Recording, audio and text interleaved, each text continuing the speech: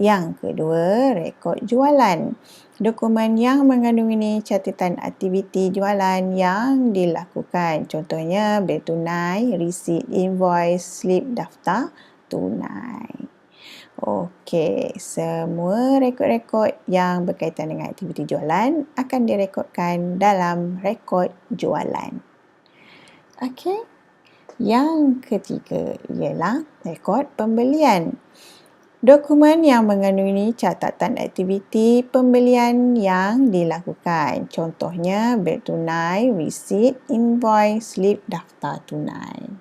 Okey.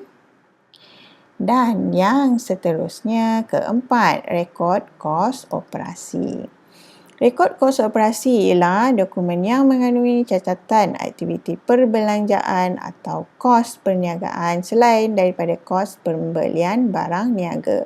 Contoh, bil pengangkutan, bil mengepus, bil insurans, gaji dan utiliti.